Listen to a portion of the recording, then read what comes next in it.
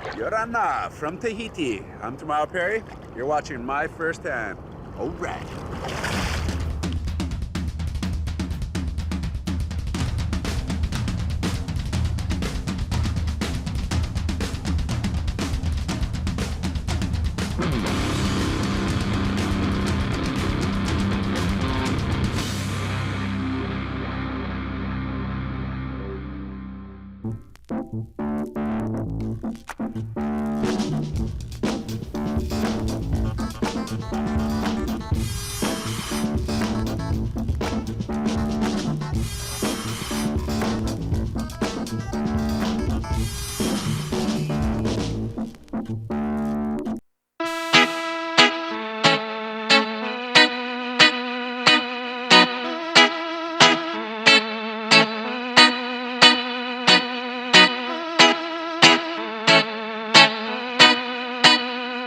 More fortunate ones that doesn't depend on ratings. Actually, my sponsor said they just pretty much pay me to surf pipe. Anything else I do is icing on the cake. And here we are, the infamous bonsai pipeline.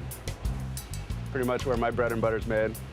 And even if I wasn't eating my bread and butter, I'd still be out there. Hard-nosed, working-class man.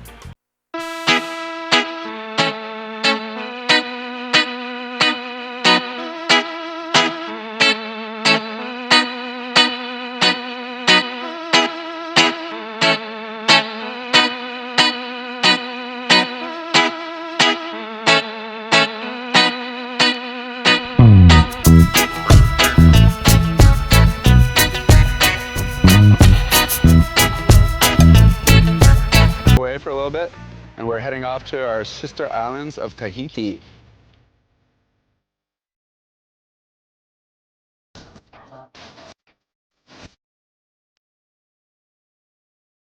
I like to come to Tahiti because it reminds me of Hawaii, how it would have been like about 50 to 60 years ago before all the major like influx of people, you know, and tourism. The people of Tahiti are really beautiful people, pretty much as all of Polynesia. You know, the people who still have that aloha deep in their heart or soul.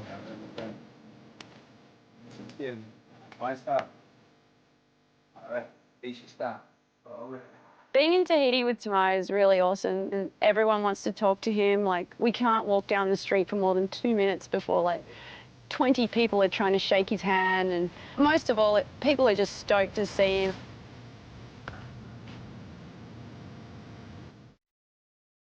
My wife's name is Amelia, and she's one of those natural talents and kind of a headstrong girl. Don't mess with her beer. Yeah. She'll bite your finger off. Aussie. Aussie, oi. Aussie, Aussie, oi, oi. Oi. It's pretty cool. We're in a relationship where we can both travel abroad and live in a way feral and both enjoy it, you know, just because we kind of tune into the simpler things in life. To me, I'd be stoked to not even have a house and just live out of my suitcase and travel for years on end.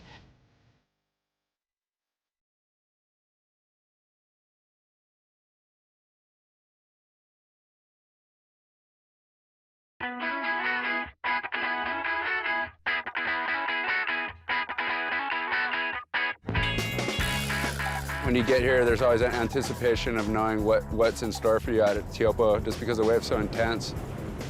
You know, I always look at Teahupoo as pretty much, I would have to say 75 to 80% drop with like maybe 20 to 25% skill on making the rest of the wave. For some reason, the drop here is just so critical. When you explode at Teahupoo, the wave is about the equivalent power of pipeline, but yet you're not hitting concrete, you're hitting concrete with razor blades embedded in it because it's a live reef. It's so alive and so sharp. It's something totally different than pipe in that regard.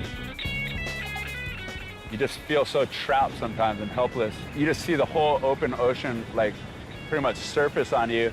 And whereas pipe, you can semi-avoid it either way, or there's options and directions you can take. Whereas out here, if you're not scratching for the horizon, there's no real chance of safety heading for the reef because you dry dock yourself onto razor blades.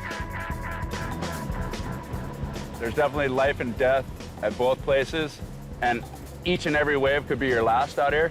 It's looking at heaven and hell, like right in your face. It's such a fine line between beauty and ugliness all in one. The only thing I could think would be gnarlier would be working in an office building in New York or something crazy like that.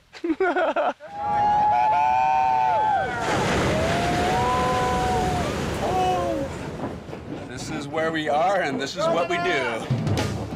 It's on.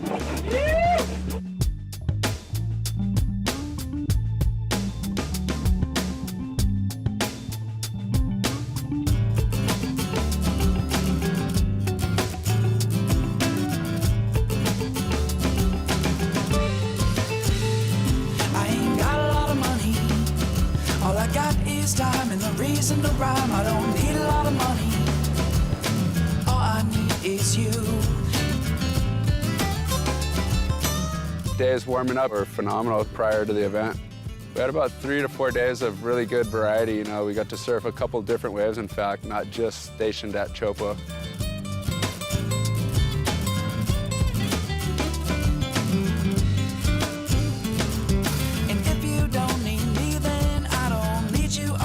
Mind.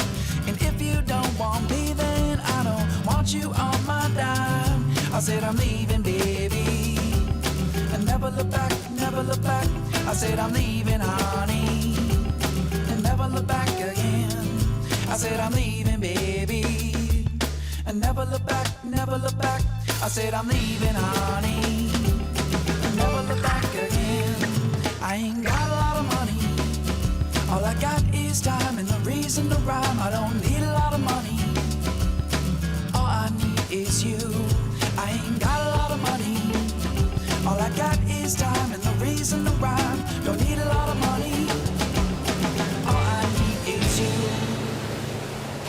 Stay tuned, we'll be right back.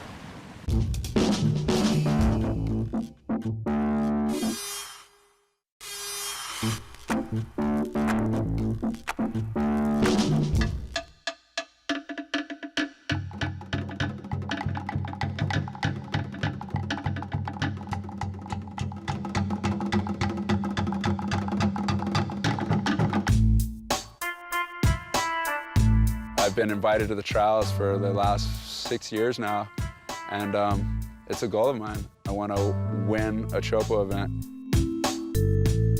I believe off the bat there's about 60 competitors starting off, and then the 2 finalists more or less get into the main event, which is the CT Elitist Tour. So it's pretty heavy. Fortunately for me, I'm seeded through past about 2 heats that everyone else has to surf, and then I'm in the 3rd round of it. And with the level of competition this day and age, you pretty much take anything you can get. So if you can skip through a couple of heats, all the power to you, you know what I mean? Yeah, here we are standing on the beautiful shore of Teahupoo, Tahiti. And we have some heats coming up, so it's gonna be a tough day of competition. Waves are probably in about the 4 to 5 foot range.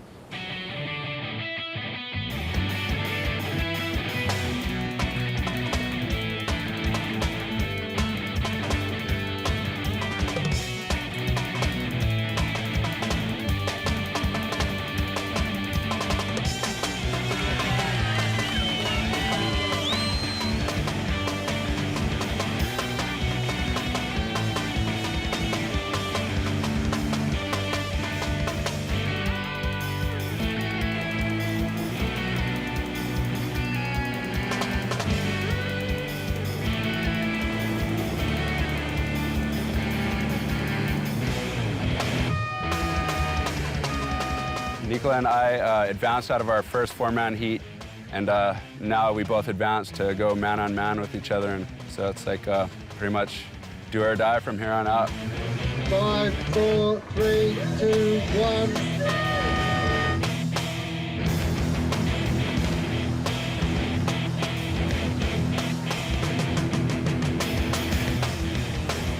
Nicola, he's phenomenal, man. He's like probably one of the toughest Tahitian draws you could pull next to Manoa.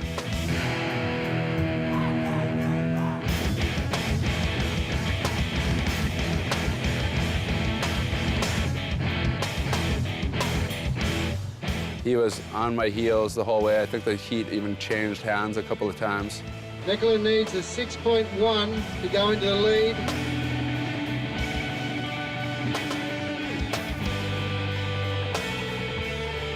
Fortunately for me, the chopo kind of went flat. Somehow, man, by the grace of God, I came out on top. I advanced to the quarterfinal, where I met up with a pretty talented Hawaiian surfer, Danny Fuller. And I probably surfed in one of the more intense heats I've ever had, just because it was such a battle.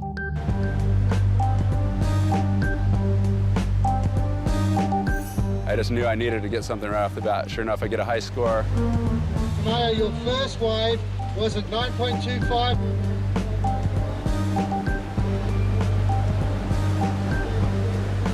A couple of his waves go by, you know, I kind of checked him out. I think he got some pretty good scores, and I ended up getting another score that was just outstanding. It was kind of a bigger wave, probably one of the bigger waves of the heat.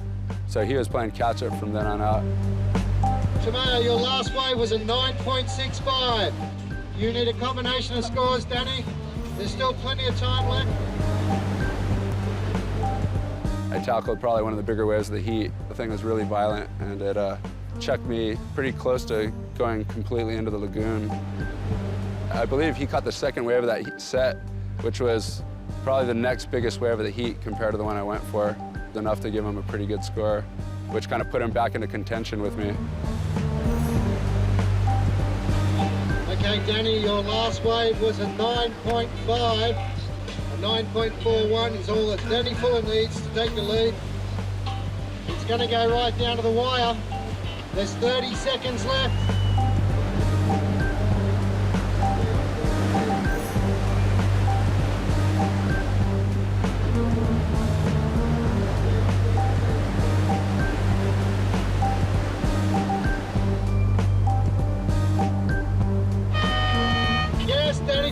Got it with a 9.5.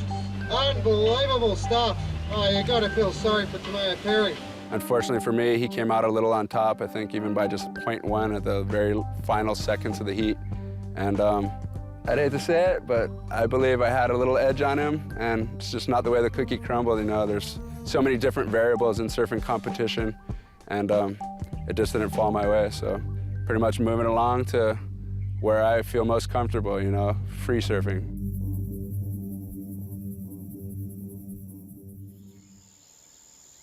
Here we are, early morning at Teahupoo. Had a rough day of competition yesterday. A little bit stir crazy right now, stewing on it, so I want to get my mind off of things and go for a little day trip, get away from it all. I hope you enjoy the ride. Here we go. Instant sunshine, gotta love it. Things don't always go the way you planned them, but if you're rolling with the flow, well, then it makes it easier to bend. All these islands here in the Tahiti or Society Islands are surrounded by barrier reefs. We got to go and absorb like sea life and Mother Nature at a whole different level, you know?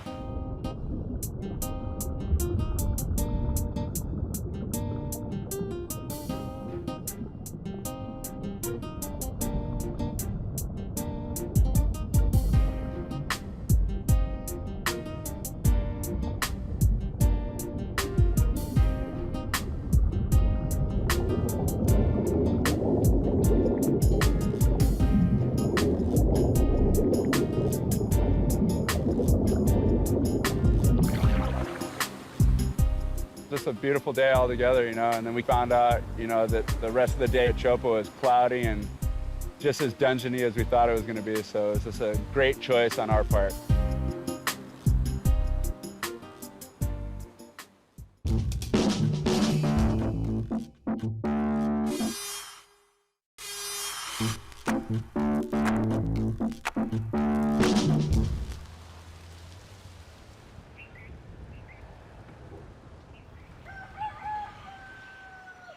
It's the dawning of the new rising sun, and here we are, ready to find the gold at the end of the rainbow. All right. We're actually searching for the elusive Yeti. It's a super fickle wave, like on the outskirts of Tahiti. I've been searching for this place for like 4 to 6 years now. To find this wave, you have to do some journeying and travel. Yeah. Oh, where is it? Ah! And it was on the internet looking like this thing was gonna be a whopper daddy. What's this gonna go? Find some shade and just post up and see what happens. Maybe when the tide comes up, we'll get a little pre-pulse. I see those clouds up in the sky. I don't care, everything is gonna be alright. Teahupoo looked like it was crap when we left, so I didn't think any way in heck we were gonna miss any goods. We just couldn't comprehend why there's no swell getting there. The sun's out, you're kind of looking over, you know, checking around, thinking, is there any possible way Teahupoo is eluding us and it's going off right now and we're at this mystical, elusive wave that's pretty much only exists in fairy tales? Did I mention this wave is very fickle? We realized, man, it's not picking up. So we call a boat driver back at Teahupoo. It's on the verge of being sheet glass, and there's barrels that could fit semi-trucks in them. And that's my gig. That's what I live for. And I just freaked out. Oh, it's on. It's on. They're saying it's macking. Well, here we go. Okay, no haste. So, what just happened? What just happened was, I think Teahupoo's going ape crap right now, and we got to get there ASAP. So we ended up checking out this little commuter airport. It's just a tiny little dot on the blurb of a map. I don't really have much to say. I'm just freaking out. We're taking a plane, blowing some budge here, but you got to do what you got to do to make sure this happens, man. It's Sunday, and there's only 2 shuttles a day out. 3 o'clock is the next departure time. That wouldn't get us back to Teahupoo until like 5 o'clock, which is the end of the day. They pretty much almost left us. The door's almost closed, the whole 9 yards.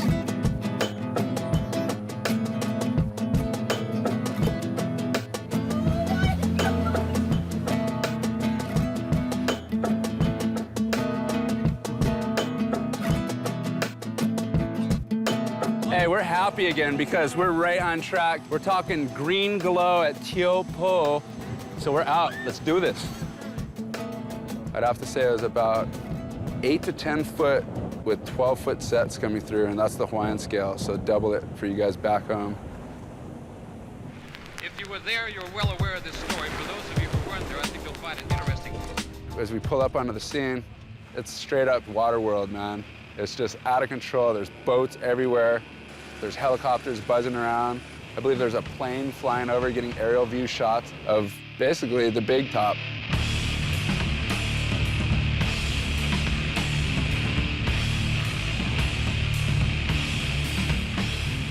It was pretty odd because there was a pack of guys paddling in on the normal peak, and on top of that, there was about 10 yards away, there was about 4 different teams of jet skiers going on, and a couple of the jet ski pilots are my friends, so I was able to hitch a couple of rides with them. They're the men of the hour as far as I'm concerned.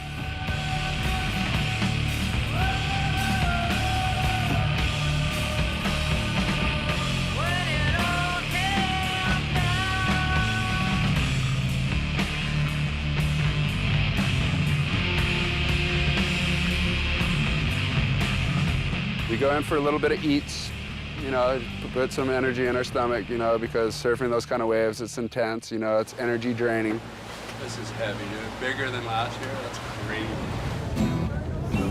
And then by the time we got out, everything was dark, and the swell was just growing. It was getting so intense. I've been dreaming of it for years now to tackle that next level. I've been out there when it was 12 to 15 feet watching it, but I've never got to partake in that next level. My friend DDA, the guy's like, what, you up? You want a piece of this? I'm like, I'm as ready as I'll ever be. Today is a good day to die.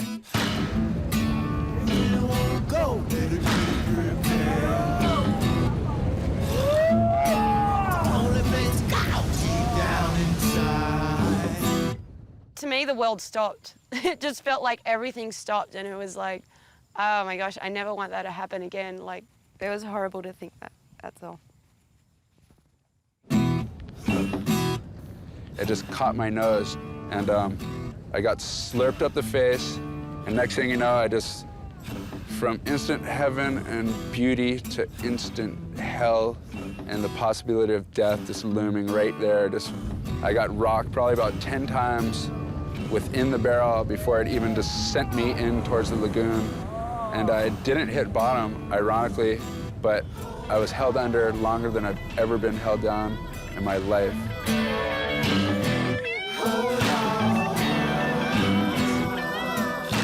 DDA grabbed me, threw me on the thing, and we went through the lagoon, went the long way home, and we called it a day. But it was by far the most intense day of my life, and by far the most intense wave, and I don't think I've ever claimed a wipeout, ever.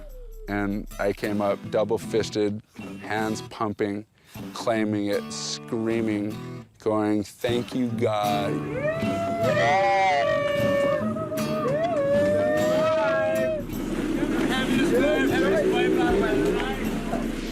And we're moving along, about ready to head home, alive and well, and very stoked on life.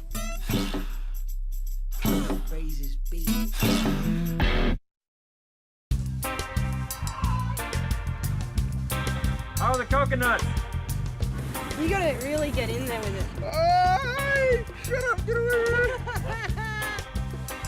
El gato! Look at the little música! Ow! Scratching! Ah. You watching over there, you silly little freaks? And if you're not watching, I'm gonna come over there and I'll straighten you right up. I'll see you later there, nits.